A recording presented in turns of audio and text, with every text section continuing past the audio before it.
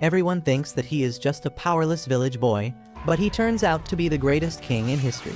A long time ago, a man named Gray rose from being an orphan to the conqueror of the entire earth. No one could stand against him, and those who tried were mercilessly wiped off the planet. However, even with all the power in the world, he felt unsatisfied with his life because he was all alone.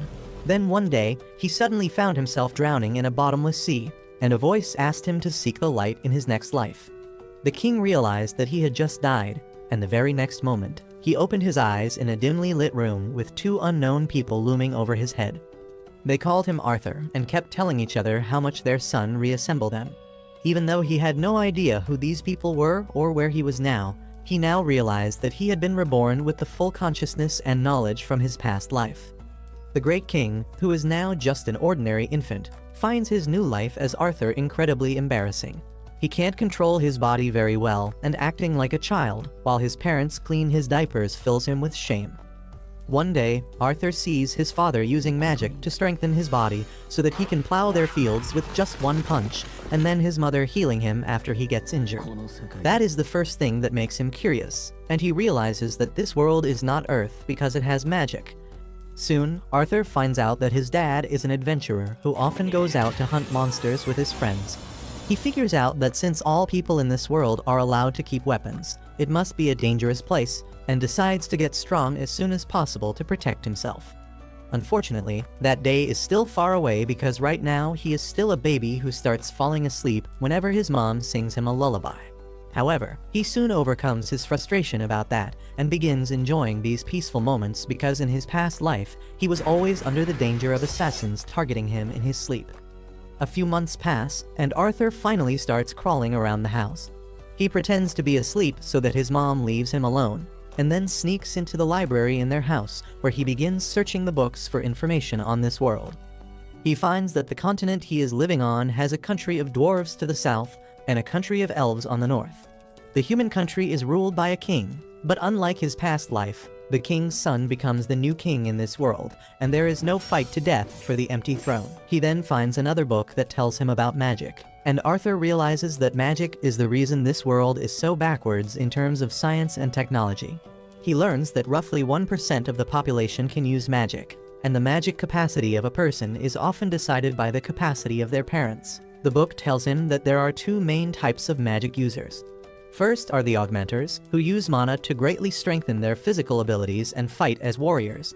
The second category is of the conjurers, who can project mana outside their body like wizards. Arthur realizes that his dad is an augmenter, but he thinks that his mom is not a typical conjurer because of her healing powers. He decides to stop thinking about that, and continues reading the ways to become a magic user. The book tells him that to use magic, one needs to have a magic core, which is formed by concentrating the mana inside the body to one single point. Most people are able to achieve that only when they hit puberty, and it takes them years to create a strong and usable mana core. Arthur, however, already knows about a similar concept. In his previous life, he could manipulate the internal energy of his body called Kai, and forming a Kai core inside his body was just like forming a mana core. Arthur begins to focus his mana inside his body, hoping that he can take the first step to becoming strong in this world. But just as he is about to form his mana core, his mother finds him and takes him back to his bed. 2 years pass in a flash, and one day, while Arthur's mom is busy writing a diary entry about him, he goes outside to learn swordsmanship from his dad.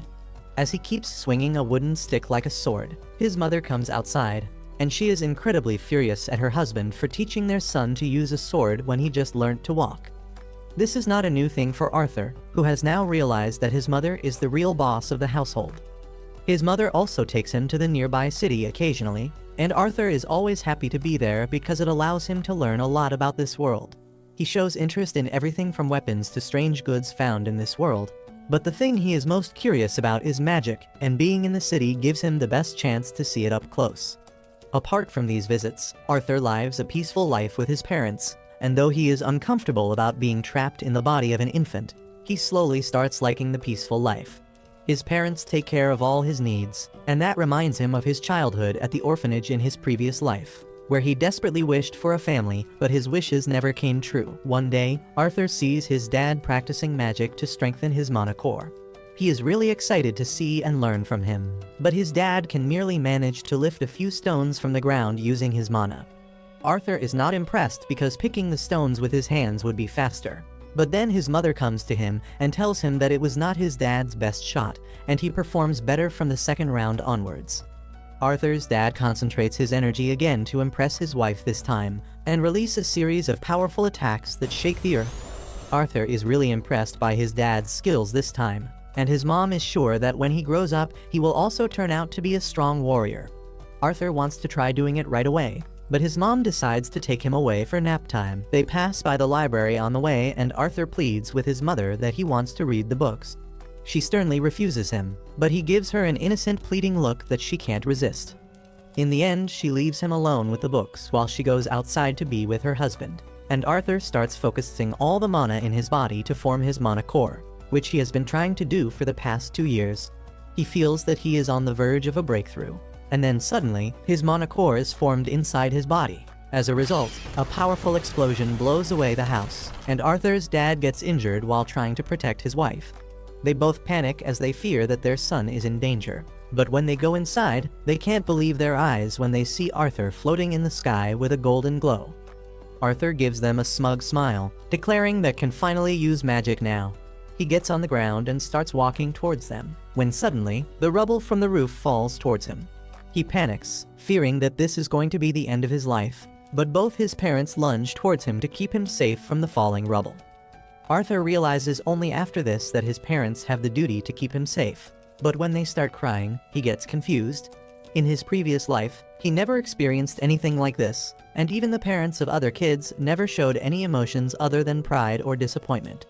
As he wonders what this new feeling is, Arthur starts crying too, instinctively clinging on to his mother.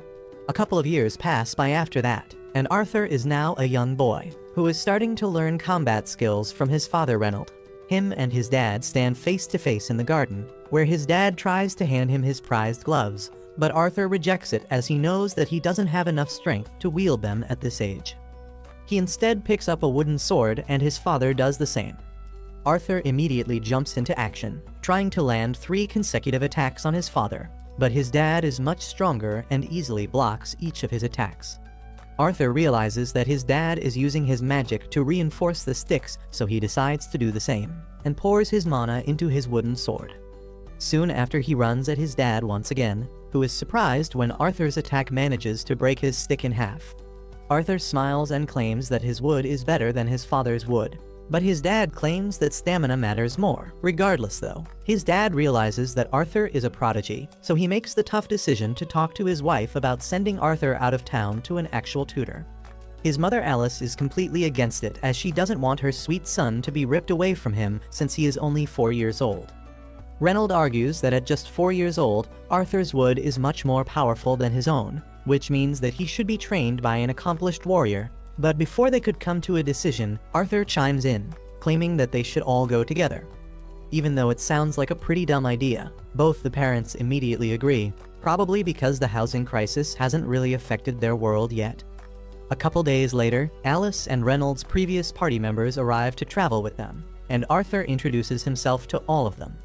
His parents' old party consisted of Adam, the leader, Angela, the big jugged woman, Derd, the average-looking man, Helen, the archer, and Jasmine, the manic pixie girl who seems suspicious of Arthur for some reason. Soon they decide to start moving, and Arthur learns that this world still uses a pretty primitive mode of transport, compared to his world where they got air Ubers to go everywhere to eat. But that doesn't go so well when a bunch of wolf monsters appear out of the forest because of the smell of food. Jasmine immediately springs into action, grabbing 2 daggers and jumping into the fight, slashing any wolf who came in front of her, while Reynold, Adam, and Helen all kill some more wolves with their own weapons. Meanwhile, Derd and Angela use their magic to completely destroy the remaining beasts. That night they feast on the flesh of the monsters, and after a while, Alice notices that Reynold is still bleeding from his arm and decides to heal him. The rest of the party members immediately stand up from their positions and create a protective circle around them, which confuses Arthur. But he soon gets to know that Alice is a very special mage, who has healing magic which is extremely rare. Because of its rarity, Alice is always at threat of being captured, and that was one of the reasons that they moved to the countryside, in order to stay below the radar. Thankfully, the healing magic works without any issues, but after that, Adam decides that he needs some exercise and asks Arthur to train with him. Arthur agrees to the training, while Adam wraps his sharp spearhead with some cloth to prevent any damage. They get ready for the sparring session and charge up their weapons with mana. But Adam's surprise, Arthur decides to make the first move as he uses magic to enhance his speed, moving at the speed of lightning towards Adam, before disappearing and then appearing behind him, taking Adam by surprise. Unfortunately, Arthur ends up slipping, which gives Adam the time to react, and soon they get locked in an intense back and forth. Everyone is shocked by Arthur's quickness, but at the last moment, he gets thrown away into the air because of his light body, and Angela is forced to save him with her wind magic. He lands softly on the ground below, while the rest of the team members start scolding Adam for going overboard against such a little boy. Adam tries to defend himself, claiming that the boy is too strong, but no one listens to him. Jasmine, on the other hand, seems very intrigued by Arthur's skills and starts asking him questions about the techniques that he is using. The next couple of days go by quickly as Arthur trains, eats, sleeps, and trains some more with almost every single member of the party, learning lance techniques from Adam, push-ups from Reynold, archery from Helen, and running like Usain Bolt from Jasmine, who seems to have taken quite a liking to the little boy. She tries to woo him to a ditty party by offering him a small sword with some baby oil on it. But his mom doesn't want Arthur to get cooked, so she calls him away. Soon, they start continuing their journey in the carts, when suddenly they are forced to stop in some mysterious circumstances. Suddenly, a bunch of arrows fly towards them and Arthur immediately realizes that they are getting attacked by bandits. Derd and Adam immediately jump in front of the carts, while Angela uses her wind magic to blow away all the arrows coming towards them. Arthur peeks outside, only to find out that they are completely surrounded by bandits from all sides. The ugly bandit leader orders his goons to not hurt Alice and Arthur and get rid of everyone else, since they can be sold for a high amount. The bandits all shout in agreement and jump into the battle zone, where they start getting cooked by Reynold and his party.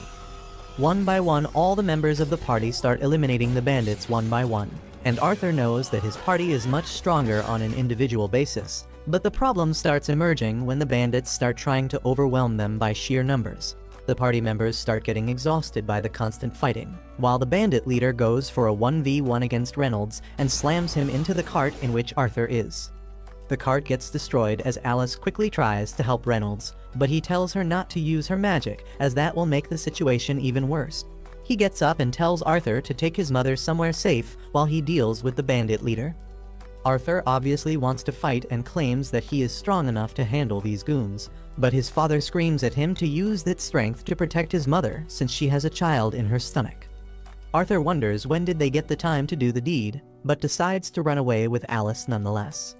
The bandit leader tries to go after them, but Reynold attacks him once again, forcing him to defend himself. Arthur keeps running, but soon finds his way blocked by multiple enemies. Thankfully, his party members are professionals, and they manage to eliminate all the bandits in his way one by one. Arthur thanks them for their help and continues running at full speed when suddenly they get ambushed by a mage, who attacks them with his wind magic.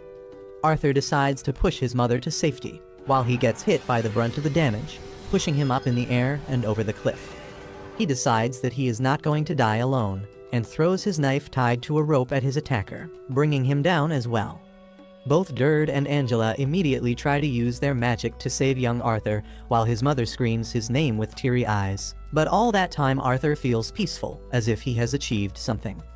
He wonders whether this is what happiness feels like, when suddenly tears form into his eyes as he realizes that he was going to be a big brother, but now that life has been snatched away from him. As Arthur opens his eyes after the fall, he finds that he is still alive. He wonders where he is when suddenly, the ground under him starts shaking as something huge walks towards him. Arthur tries to get up and see what is coming, and he is utterly horrified by a scary-looking demon who calls him by his name. Arthur is terrified of the demon, but he is a Chad who won't go down without a fight. He leaps at the demon to attack it, but gets flicked away gently. As he gets up, the demon tells him that he still has a lot to learn, and then assures him that she is a friend. Arthur doesn't understand what the hell is going on. And then the demon suddenly starts picking some fruits for him. She tells Arthur that he needs to eat before they can start talking because she is not going to answer any questions otherwise. Arthur has no choice but to gobble down the fruits, and then he asks the demon if his parents are fine. She shows him a scene of the road where his parents and their friends fought the bandits, and it is full of the dead bodies of the bandits. The demon tells Arthur that everyone he knows is alive, and they continued their journey days ago safely. Arthur is moved to tears as relief fills his heart on hearing this. He then asks the demon her name so that he can thank her properly, and she introduces herself as Sylvia. A few days pass with Arthur still in Sylvia's cave, eating the fruits to sustain himself while his injuries heal. He wants to go to his parents as soon as possible, but Sylvia tells him that it is not so easy because he will have to go through the forest that is filled with dangerous monsters and outlaws. However, she has another way to unite Arthur with his family, but it involves creating a hole in space-time fabric and takes a lot of time. Arthur understands this, and while Sylvia prepares the hole in space and time, he continues to train his skills. He now understands that even though Sylvia looks like a demon, she is really kind-hearted, and more than that, she cares a lot about him specifically. One day, as Arthur is working on his mana core, Sylvia decides to teach him a trick humans don't know. She gathers mana from the air and forms a ball in her hand, surprising Arthur, who has never seen anything like this before. Sylvia tells him most humans think that they can either gather mana or use it, but in nature, many creatures can do both things at the same time. She offers to teach the trick to Arthur, but before that, she wants to know what he will do once he grows stronger after learning it. Arthur thinks long and hard about it, and then declares that once he grows stronger, he will kill everyone who tries to harm his people. But Sylvia doesn't like that answer, and she flicks him away. Arthur gets pissed at this, but Sylvia tells him that he failed her test because she is not going to teach anyone with such deranged violent tendencies. Arthur is confused by this because the only thing he learned in his past life was that you get stronger to kill your enemies. However, when Sylvia asks him if he enjoys thinking about violence all the time, Arthur falls silent. Sylvia then tells him that there are other ways to use strength aside from violence, and she wouldn't want him to waste his life on rage and violence. Her words hit a nerve with Arthur, and he feels as if Sylvia knows everything about his past life. She then repeats her initial question and asks what will he do once he gets stronger, and this time, Arthur replies that he will protect the people he cares about. Sylvia is pleased with that answer, and she starts teaching Arthur how to use magic while directly gathering it from his surroundings. Arthur learns it really quickly as well, but just as he runs to show that he can do it to Sylvia, she hits him to the side of the cave and buries him in rocks. Arthur is confused, but Sylvia talks to him via telepathy and tells him not to make any sound. Just moments later, another demon like Sylvia arrives there and tells her to come back with him. She refuses to go with him, so the demon shoots an energy ball at her. Arthur is worried, but Sylvia assures him that she will be fine. She gets up to fight again and unleashes her full power, shattering her demon-like body and transforming into a white dragon. She then shoots a hyper beam at the demon, who can barely block it. He warns her that using such a great power will cost her greatly, but Sylvia tells him that she has no regrets with her life. The demon somehow cancels her attack, and then bombards her with his dark energy balls, some of which hit the cave. Sylvia gets distracted as she tries to confirm Arthur's safety, and the demon decides to knock her out with a big attack. Sylvia realizes that Arthur will come under danger because of this danger, so she decides to risk it all so that he can escape. She uses all her power to stop time and then calls Arthur outside, telling him that he needs to go home now.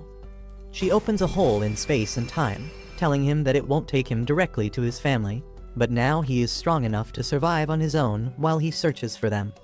Arthur realizes that Sylvia is sacrificing herself for him, and his heart breaks because of that, but she makes him promise to use his power to protect the people he loves.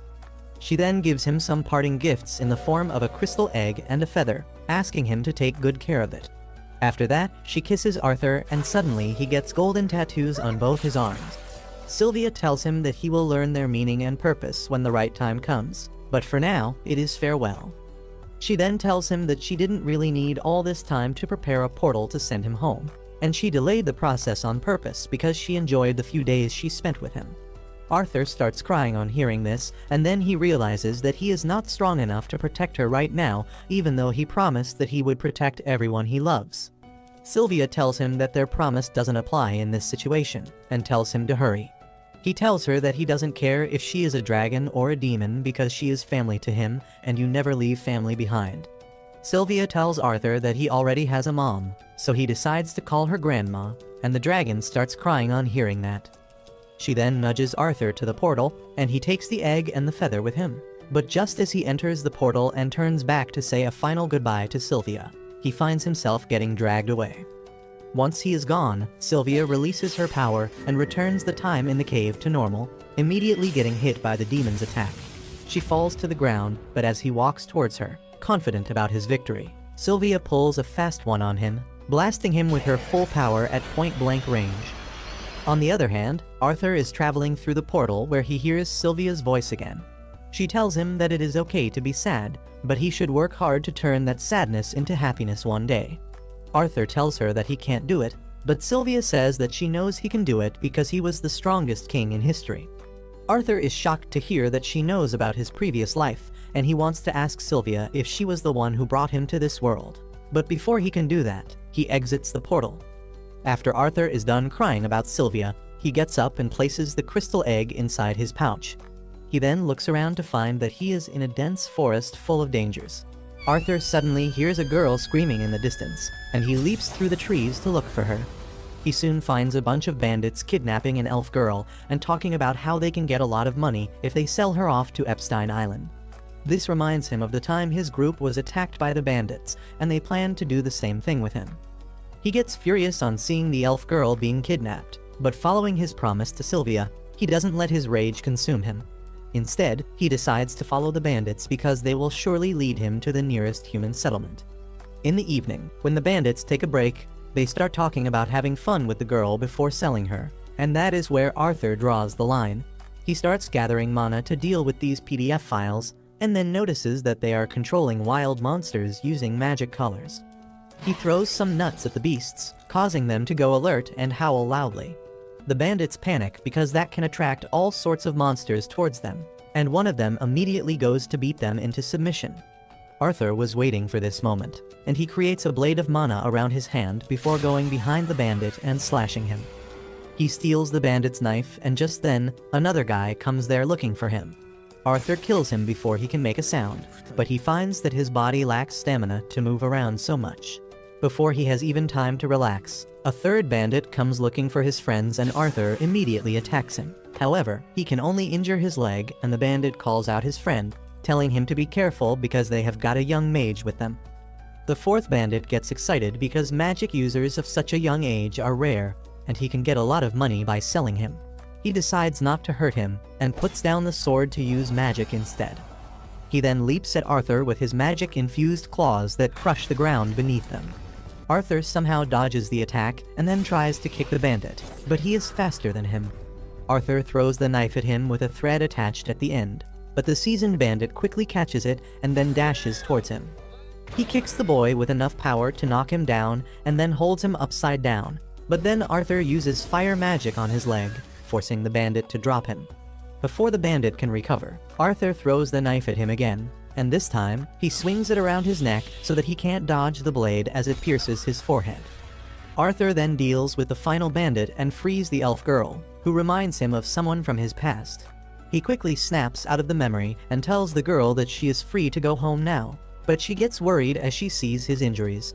Arthur tells her that it is nothing serious and then covers the corpses so that the girl doesn't see the horrifying sight. She is still curious about them, so he tells her that they met with an accident and they won't bother her anymore. Arthur then finds some luggage in the carriage and tells the girl to go home now, but she grabs his hand because she is scared. She begs him to take her along, and he decides to have pity on her and permits her to tag along. He then turns to the enslaved monsters and decides to put them out of their misery because it doesn't seem to be a good idea to free them. The elf girl, on the other hand, decides to free the horned wolves because elves respect all life forms, and if she doesn't free the monsters, they will die. Arthur warns her against it, but she is sure that the monsters won't attack them. She frees them, and the monsters really leave peacefully, causing Arthur to marvel at the girl's connection with nature. After that, he decides to drop her home, and as they stop to have a break, he learns that her name is Tesha. He cooks some food and tells her to eat, even if she is not hungry, because that will help her build up strength, and those words remind him of Sylvia. Anyway, he notices Tess fussing about the food because it doesn't taste good and demands to eat something sweet. Arthur thinks that he should learn from her how to pretend to be a normal child because she is the first kid his age he has ever met. Tess then asks him what is he doing here, and Arthur tells her that he got separated from his parents. They continue their journey to find the village of elves, and it takes quite longer than Arthur wanted. Tess keeps telling him about her village, and Arthur learns that the life of elves is quite different compared to humans. Suddenly, he senses a horned wolf following them, and he decides to kill it. At night, he tells Tess to sleep in the tent while he keeps watch outside, and then starts looking at the crystal egg that Sylvia gave him. As he is wondering what it really is, Tess calls out to him, asking him to come inside the tent. She promises that she will keep it a secret from her family that he slept with her, but Arthur tells her that he is fine outside. It doesn't take him long to realize that Tess is scared of being alone in the tent, and he decides to humor her request and goes inside the tent. There, Tess accuses all humans of being perverts who have many wives, and Arthur just wishes that was true. He asks Tess who told her that, and she tells him that it was her grandpa.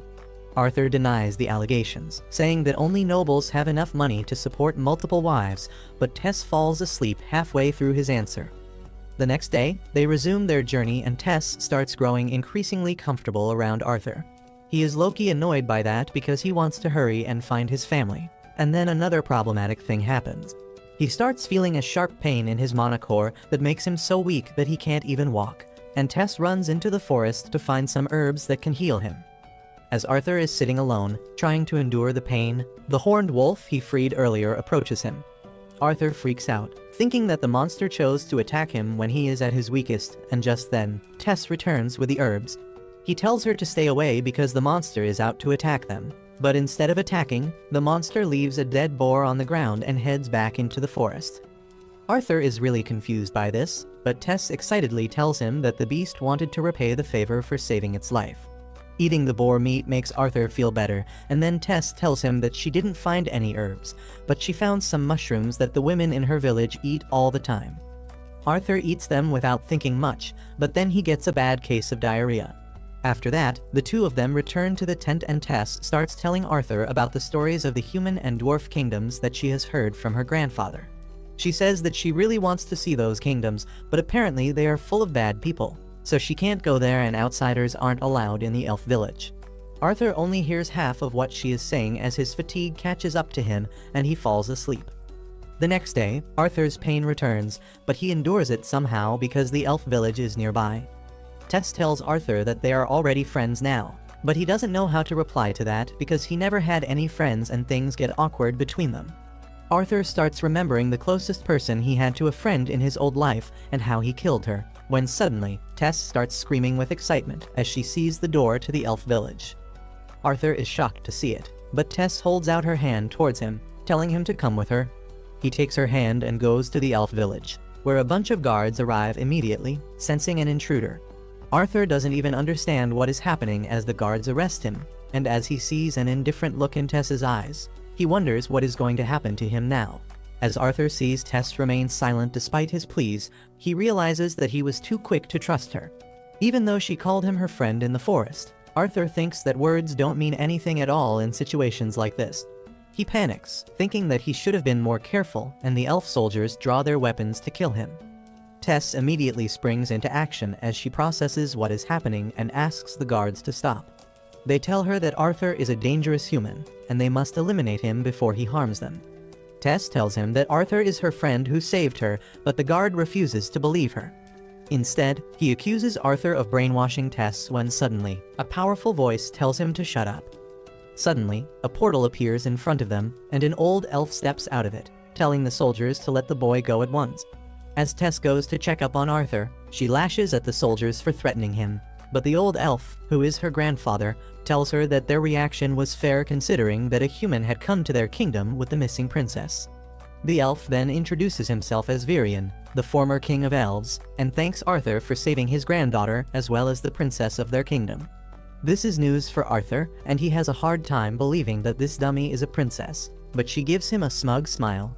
Virion asks her if she didn't tell her friend about her royal status, and while Tess says that she did, Arthur can bet that she did not.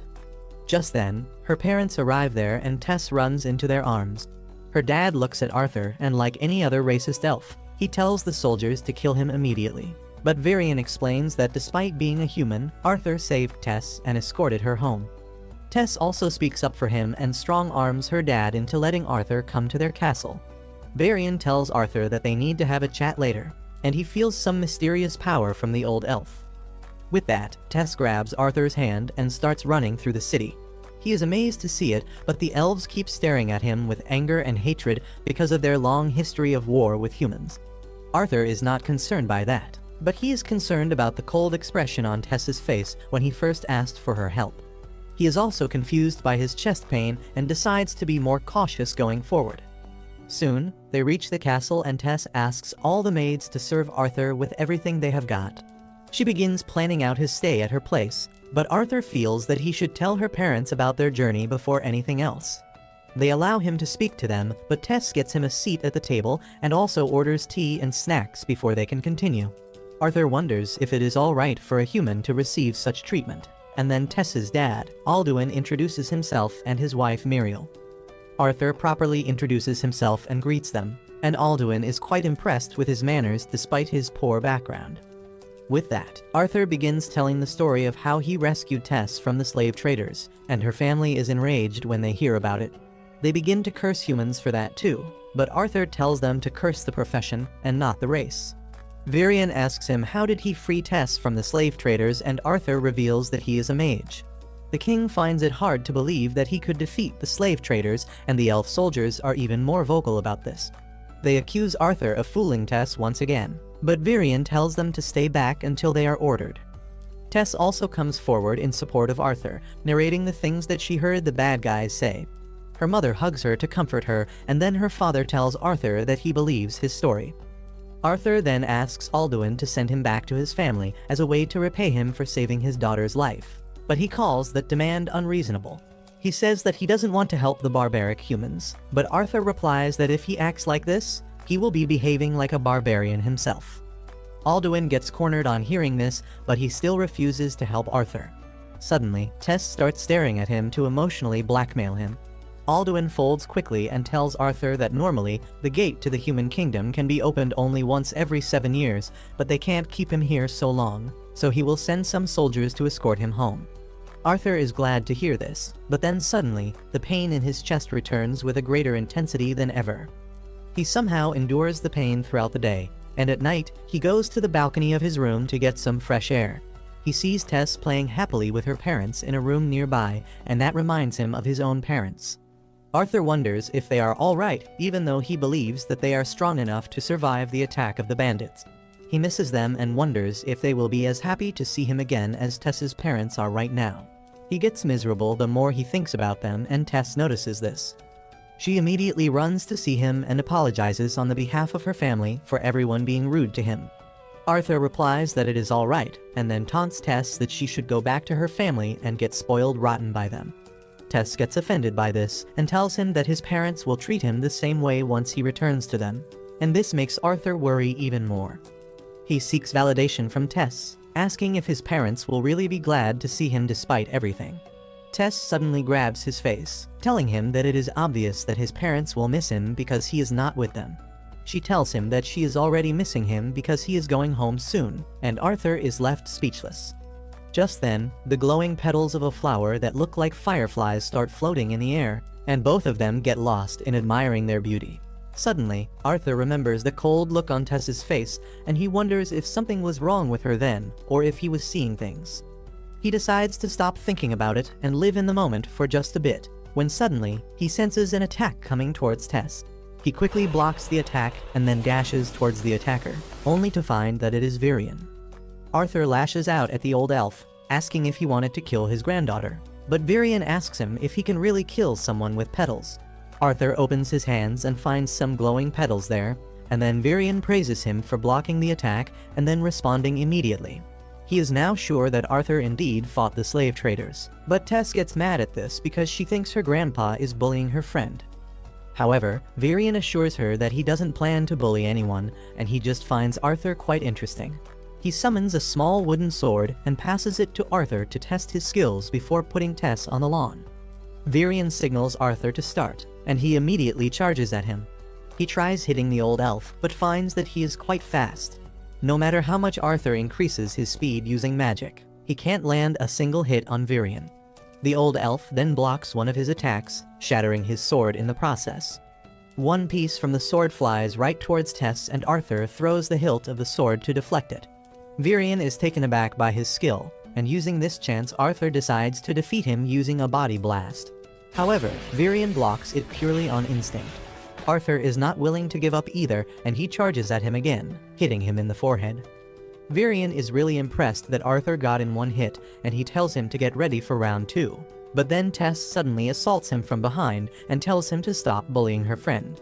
Virion tells her that he was not bullying anyone, and instead, if he held back, Arthur would be the one bullying him.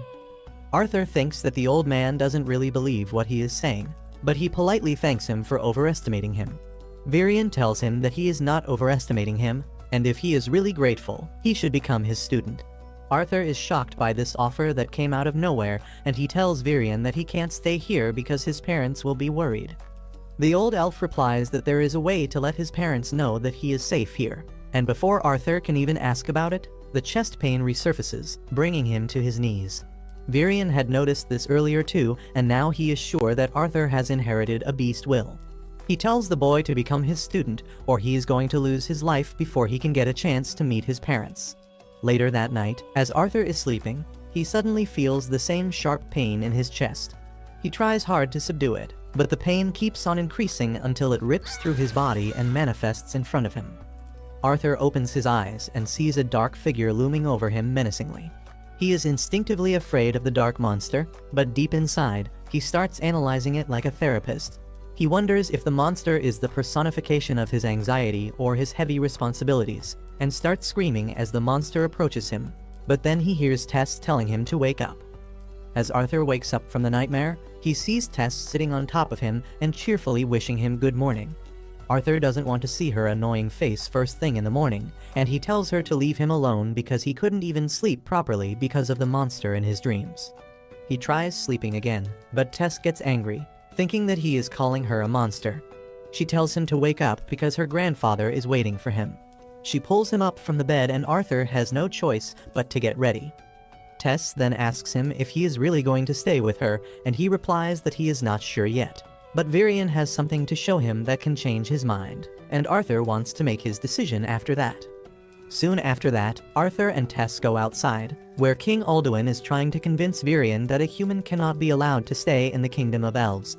However, Virion doesn't listen to his arguments and gets in his carriage, saying that he likes Arthur, and that is the end of the story. Just then, Tess also jumps in with her usual "Arthur saved my life" melodrama, but her dad tells her to shut up because it is not about her anymore. Well, Virion tells him to shut up as he invites the kids into his carriage, and together they ride to see a friend of the old elf. Virion and Tess start meditating inside the carriage, and Arthur gets bored, so he asks Virion how long the journey is going to take.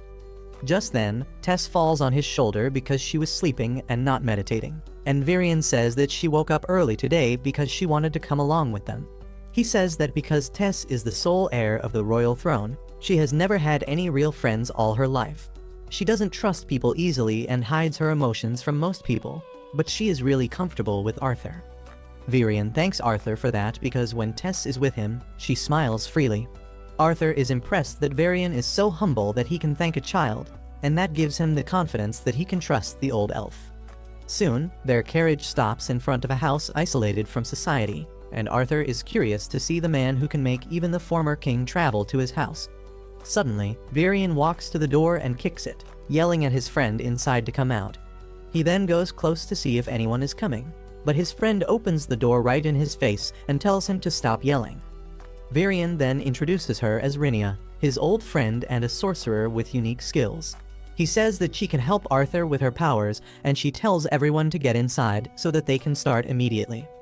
Rinia's house is full of books, and Arthur wonders how a nerd like her is going to help him.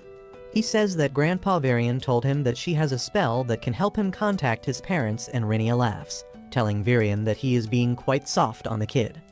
She then tells Arthur that she is a diviner, which means she can see past and future. She activates her powers and finds that Arthur is so special that she can't see his true past.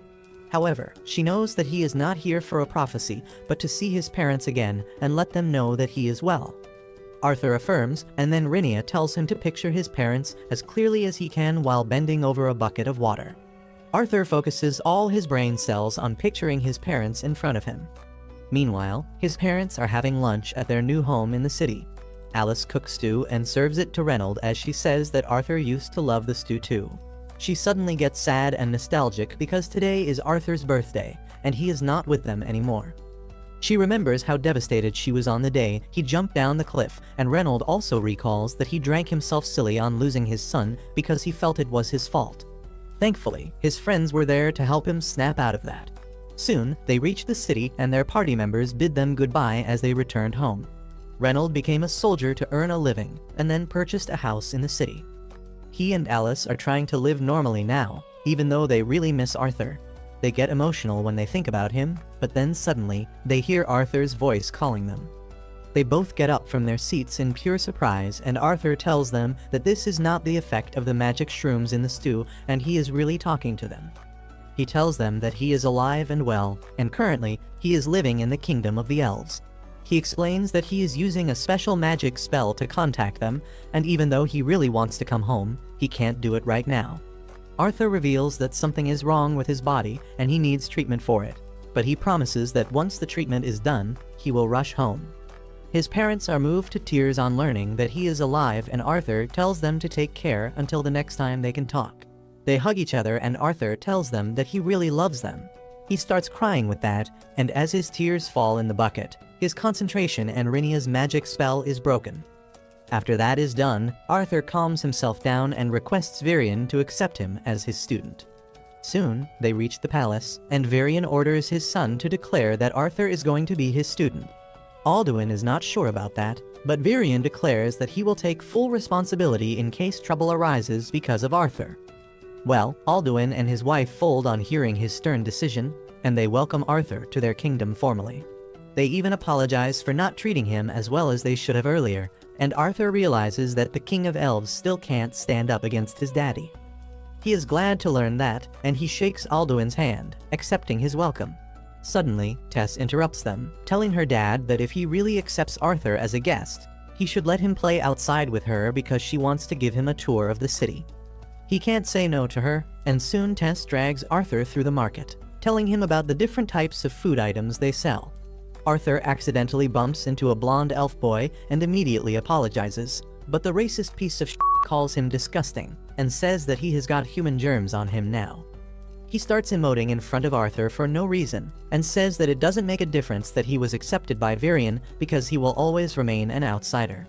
Arthur doesn't get what this guy's deal is, and soon, other kids also start telling him to go back to the human kingdom. Tess tells him to not mind the racist assholes, but Arthur is feeling a little mischievous. The blonde boy Faye gives him the chance to get even with him as he flaunts his noble status and asks Tess to let him escort her instead of a human. Though Tess refuses his offer, Arthur immediately acts like he knows Faye's name and the fact that he is a big shot. However, he deliberately pronounces his name wrong and then is sarcastically humble, pissing him off. Faye doesn't let it slide and throws his hanky on the ground, challenging Arthur to a duel. Tess tries to stop him, saying that even if he is a noble, he won't be spared if he causes trouble with her grandpa's student. Faye tells her that his dad taught him never to let anyone get away with insulting him. He taunts Arthur, asking if he is going to run away like a coward because his actions also reflect the honor of his teacher. However, Arthur is surprised because a duel seems to be a very common thing in the elf country and no one is trying to stop them. Well, Arthur decides to accept the duel and Tess becomes the referee. As soon as she gives the start signal, Faye runs towards Arthur, who simply punches him. Faye is knocked out cold with just one hit and Arthur feels disappointed because he was expecting more after all that trash talking. Tess says that it was bound to happen this way and then grabs Arthur's hand, running away with him to avoid the commotion. They have some snacks in the market, visit the library and some shops, and after that, they return to the palace to chill. Tess asks Arthur if he is excited about his training, but he doesn't seem too interested to talk about it. Earlier, Varian clearly told him that his training would be really hard, but if he can endure it, he will see great results. Despite that, Arthur agreed to take the training, and he finally gets some sort of excitement to show to Tess. He tells her that he is really hyped about the training, and he will work hard to take charge of his future in his own hands. Tess replies that she will work hard too, and Arthur asks her what does she want to do. She says that she will just work hard to compete with him for no other reason. The next day, Arthur's training under Virion starts and 3 years pass by in a flash. Tess and Arthur's relationship is the same as ever, and she still comes to wake Arthur up every morning. But now she uses mana on his feet, causing him to feel immense pain and wake up screaming and complaining. The two of them head outside, where they see the king and the queen leaving for a meeting. As Arthur is busy wondering where they are going, Tess suddenly holds a burger in front of him, telling him to eat this delicious meal made by a 10-on-10 baddie. Arthur gladly takes the burger, but he teases Tess, asking her who is the baddie that made it, and it offends her. She attacks him and Arthur dodges her attacks all the way to the training ground where Virion is waiting for them. He tells them to fight properly and tosses them wooden swords, but he knows that Arthur is now ready for the second stage of his training. After the sparring session is done, Tess is on the ground, completely exhausted. Meanwhile, Virion lectures Arthur about magic, saying that after one stabilizes their mana, they can obtain one of the 4 fundamental elements of magic. The type of element they get also depends on the species, and elves are particularly good at wind magic. Virion says that dwarves are good with fire and earth magic, while humans can use all 4 elements. However, they still have only one basic element they have naturally, and not everyone can use all the 4 elements. Tess suddenly asks her grandpa why he did not train Arthur in magic while he was strengthening his body because she did it. Virion replies that it is because Arthur is weak, shocking him. He then explains that there is the will of a powerful beast inside Arthur's mana core, and that disturbs the balance between his body and the mana core. Arthur suddenly feels his chest pain flaring up as he hears that, and Virion tells him that the pain is caused by the beast's will as well. Tess suddenly starts teasing Arthur, asking if he is fine because she uses magic to attack him. Arthur tells her that it obviously hurts when she hits him, but he somehow deals with it. Virion then tells him that it is time for him to awaken the beast will within his body. If he succeeds, he won't feel any more pain, and he will become a real beast tamer. Arthur is ready for that, and as he sits on the ground, Virion gathers his mana. He says that he will light a spark in his mana core, and though it will feel a bit hot, it is nothing he can't handle. He then injects his mana into Arthur's body, who starts screaming as he feels the heat. Then suddenly, the strong mana left in Arthur's body by Sylvia activates, repelling Virion's mana forcefully. As a result of the strong shock waves released by that, both Virion and Tess are sent flying, and Arthur wonders what the hell is happening. The beast's mana suddenly calms down and he falls to the ground, causing both the elves to worry about him. Tess goes to check on him, but Arthur suddenly passes out. He wakes up in the castle after a few hours and Virion is by his side. The old elf checks up on Arthur's condition first before asking him if he knows anything about his beast will. Arthur tells him that it was a dragon who gave him this power, and Virion is dumbfounded because he never expected that. He tells Arthur to keep this a secret from everyone because a dragon's will can attract unwanted troubles towards him.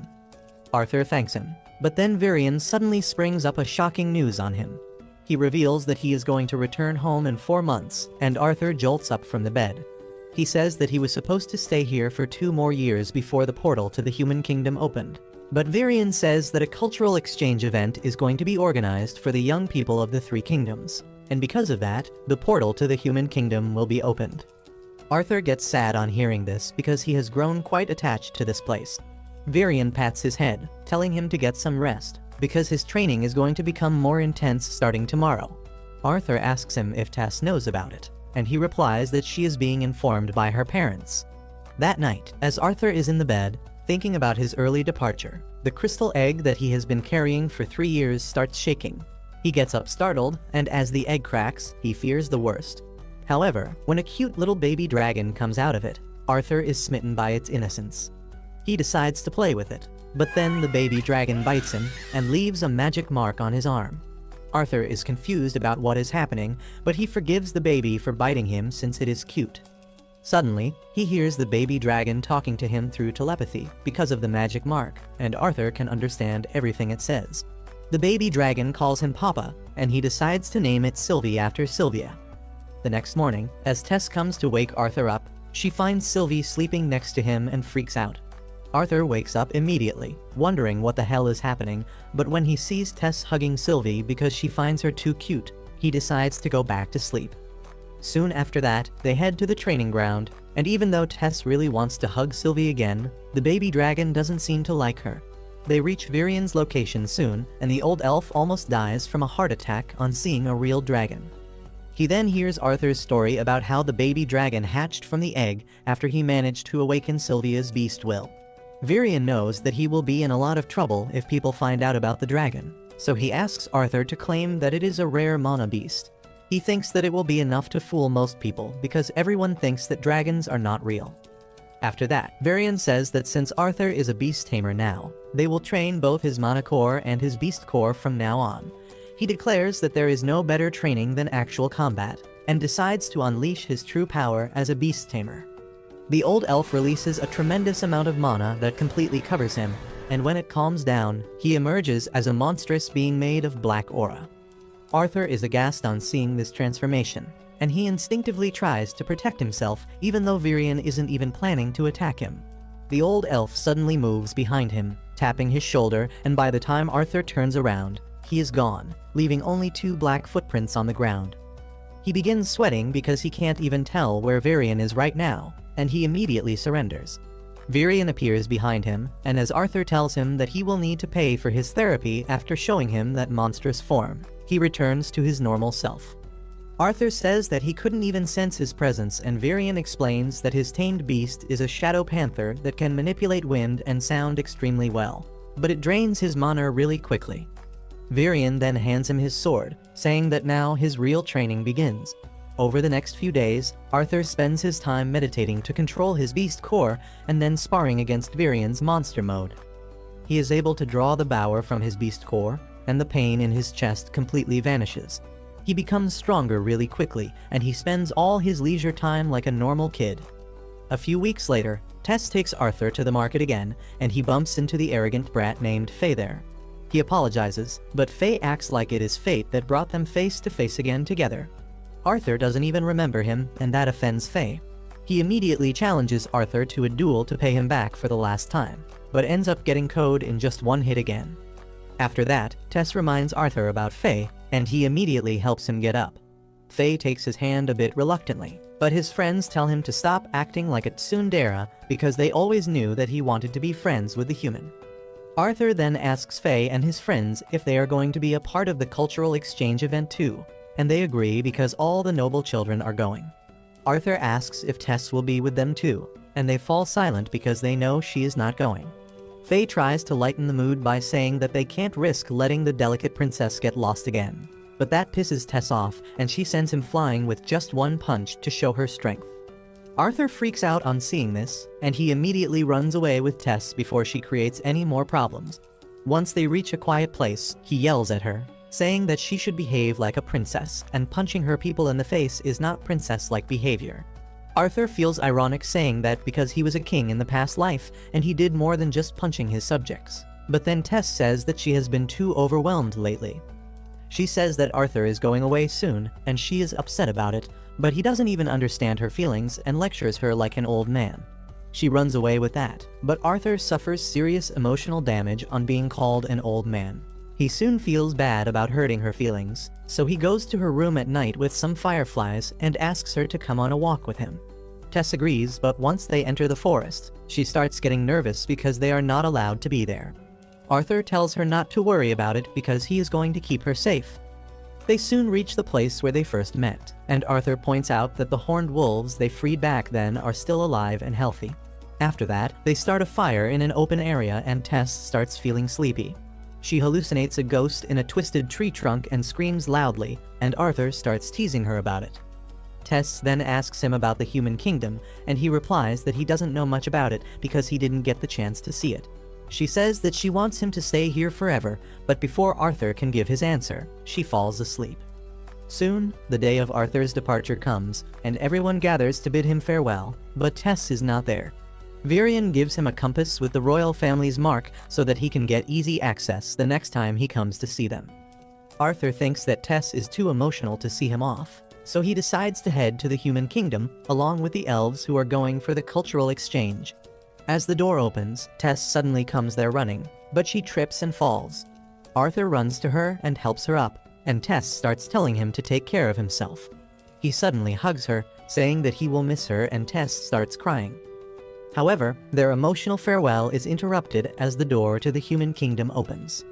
Arthur takes a ride in Faye's carriage to reach the floating city of Xyrus where his parents live, and he is really excited to see them. He goes to their address, and after preparing himself mentally, knocks on the door.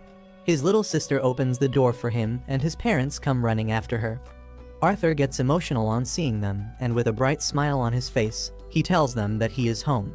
Alice and Reynold can't believe their eyes when they see Arthur in front of them, and they tightly hug him to welcome him back. Their daughter tells Alice that she shouldn't cry, and Arthur turns towards her, realizing that she is his sister for whom he was ready to sacrifice his life. He kneels down before his sister Elena and introduces himself, and she is quite surprised to see her brother. After that, Arthur heads inside where Alice begins asking him questions about the time he spent away from them. He assures her that he is fine, and even Reynold asks her to stop smothering the boy. Meanwhile, Elena is jealous of all the attention Arthur is getting from her parents, but Alice tells her to be good friends with him because he is the brother they told him stories about. Arthur says that he really wanted to meet her, and then the baby dragon Sylvie leaps into her arms. Once everyone has calmed down, Arthur gives his family a full detail of what happened after he separated from them. However, he doesn't tell them about Sylvia because he doesn't know how they will react, and says that he survived the fall thanks to plot armor. He then tells them about how he rescued Tess and how he remained at the Elven Kingdom for the next few years, training himself and getting treatment for his illness. He hides everything about Sylvia and his beast core from his parents and tells them that Sylvie is a mana beast he adopted after finding that its mother was too weak to survive. His parents believe him, and they are just glad that he survived. Suddenly, Reynold asks Arthur what stage his mana core is at right now, and Alice scolds him for getting into such stuff when their son has just returned. Arthur asks him about his current job first, and Reynold proudly tells him that he is a security instructor at a famous auction house. Reynold then declares that his mana core became dark orange colored 2 years ago, which is in the middle of the power scale. Arthur is impressed and thinks that his dad put in a lot of work to reach that stage, but he himself is at the light red stage, which is just one level below the dark orange stage. Reynold gets flustered because his son is on the verge of overtaking him, and then challenges Arthur to a spar to see how strong he has become. While Alice scolds him for that, some people barge inside their house. The man Vincent asks Reynold if it is true that his son is alive, and Arthur wonders what is this guy's deal. Reynold tells him that Vincent is the owner of the auction house where he works, and this house also belongs to him. Arthur greets Vincent and his wife, and then befriends their daughter Lilia thanks to Sylvie's cuteness. Reynold then tells Vincent that he and Arthur are about to spar in the garden and invites him to watch the show. Vincent is surprised, but he goes to the garden with everyone else. He can't believe that Arthur's mana core is at the light red stage, but Alice tells him that her son is a quick learner, and there is no reason for him to lie. However, he still finds it hard to believe because even the best students of the most elite training schools can reach the light red stage at the age of 13, and Arthur is just 8. On the other hand, Arthur and Reynold finish warming up and then dash towards each other. Arthur blocks Reynold's attacks and then launches his counterattack. Reynold easily blocks it and tells him that he needs more work, but then Arthur surprises him by showing what he learned from Virion. He manages to push Reynold back, who is impressed, but he tells Arthur that he won't find another chance to land a hit at him because he is going to get serious now. He concentrates his mana around his fist, turning it into fire, which is a surprise for Arthur. He knows that in this world, all mana users have a particular element they are born with. For conjurers, it is easy to identify that element and use it, but for augmenters like Reynold, it takes a lot of practice and insight to reach that stage. Reynold suddenly covers his entire body with his flame mana and charges towards Arthur, who can only block his attacks. As he is pushed back, Arthur thinks about how he had a power called Kai in his past life, which worked basically like mana, but a Kai master could decide which element they wanted to use by themselves. Arthur tries to fight against his dad while thinking that he was born without any particular element in this life, and that means he can use all of them. Thanks to the training from his past life and this one, he believes that he has got what it takes to defeat Reynold. He gathers the mana in his fists too, and they start radiating a golden light that leaves everyone astonished. Arthur runs towards Reynold and blocks his flaming fists with the golden aura coming out of his hands. Their collision creates a powerful shockwave that pushes both of them back, and then Reynold gets aggressive, landing a solid hit on him. As Arthur runs towards him again, he remembers how he used his Kai mastery during his training with Virion, and that greatly improved his results. He mastered the fire element rather quickly, and because of that, the old elf decided to take him one step beyond that. Now, as Arthur remembers his training, he releases the golden aura again, and then transforms it into lightning.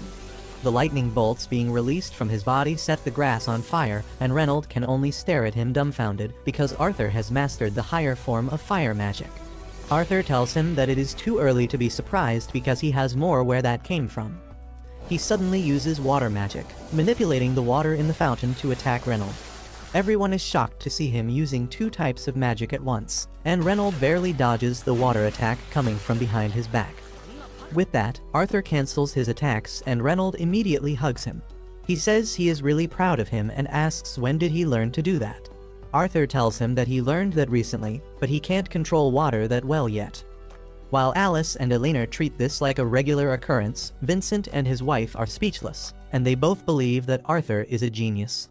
Soon after that, they return inside and sit around the dining table, where Vincent tells Reynold that his son has a really bright future. Reynold agrees, saying that he knew it ever since Arthur awakened his Monocore at the age of 3 and destroyed their house in the process. Vincent is surprised to hear that, and as Reynold laughs proudly, he falls along with his chair.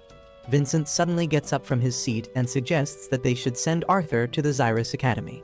Reynold is surprised to hear this and asks if he is sure because the Xyrus Academy is the greatest school for training mages in the entire continent. Well, Vincent's wife completely agrees with him, and she tells Arthur's parents not to worry about the fee because they want to sponsor his education in hopes that one day it will greatly benefit them as well. Alice gets nervous on hearing that offer, and she says that they don't even know if the academy will take in their son. But Vincent confidently tells her that he knows the academy director, and he can do something about it. Suddenly, Arthur speaks up, saying that since the matter concerns him more than anyone else, he should have a say in it. He says that he has just reunited with his family, and he doesn't want to get away from them so soon. Vincent understands his reasons, and then Arthur takes his leave, saying that he got too tired from the sparring match. He heads inside the building, but Lilia follows him because she has become a simp for him ever since she saw his power. She tells him that he is going in the wrong direction and tells him to follow her because she will take him to a better place. She takes Arthur to the kitchen in the basement, where she begins talking cheerfully with the servants and telling them to prepare some delicious meat dishes for her. The old maid tells her to watch her diet because she has gained some weight lately, and Lilia snaps back, telling her not to talk about her weight. Arthur is surprised to see this side of Lilia because she didn't speak much till now, and then one of the maids tells him that she always comes here to eat when she is stressed out. Arthur is curious about that, and the maid says that Lilia and her parents want her to awaken as a mage, and that puts a lot of burden on her. At night, Alice and Reynold come to Arthur's room to talk some more. They tell him that they are really glad that he returned to them, and then add that they are really proud of him too. They claim that he will become a grand mage someday, and Arthur wants to tell them something about that, but they interrupt and tell him that they can talk about the rest tomorrow.